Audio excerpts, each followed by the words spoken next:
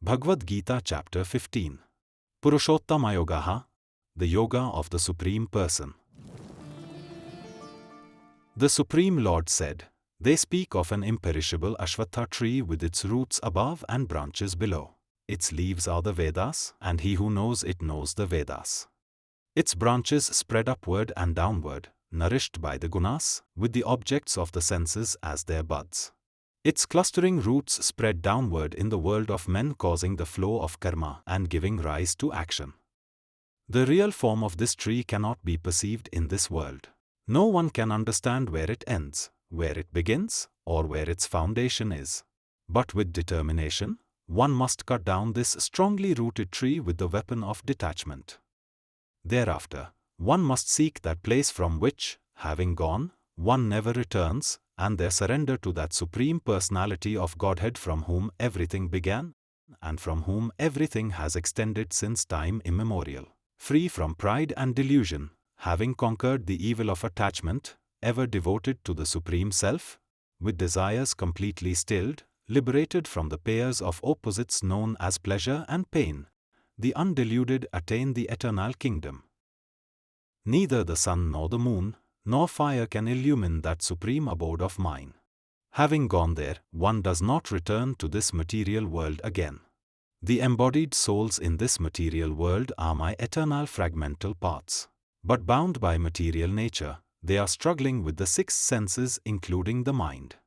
As the air carries fragrance from place to place, so does the embodied soul carry the mind and senses with it, when it leaves an old body and enters a new one.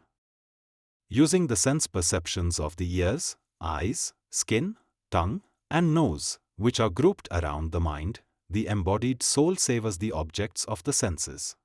The foolish cannot understand how the soul departs from the body, nor what sort of body he enjoys under the spell of the modes of nature. But one whose eyes are trained in knowledge can see the soul's eternal nature. Those who strive, armed with yoga, behold him dwelling within themselves. But the undisciplined and the thoughtless do not perceive him, though they strive. The splendor of the sun, which dispels the darkness of this whole world, comes from me. And the splendor of the moon and the splendor of fire are also from me.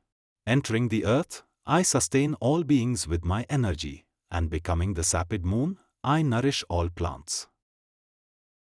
Having become the Vaishvandra, I abide in the bodies of living beings, and, mingling with the upward and downward breaths, I digest the four kinds of food. I am seated in the hearts of all living beings, and from me comes memory, knowledge, as well as forgetfulness.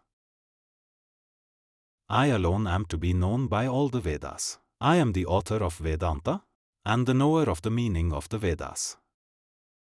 There are two kinds of beings in the world, the perishable and the imperishable. All material beings are perishable, and the unchanging is called the imperishable. But distinct from these two is another being, the highest Supreme Self, called the immutable, who pervades and sustains the three worlds. Since I surpass the perishable, and am higher even than the imperishable, I am therefore celebrated in the world and in the Vedas as the Supreme Being. He who knows me without doubt as the unborn, the beginningless, Supreme Divine Personality truly have complete knowledge. O Arjuna, they who know serve and worship me with all their being. Thus has this most profound teaching been imparted by me, O sinless one. By knowing it a man becomes wise, attains the perfection of life, and fulfills all that is to be accomplished, O Bharata.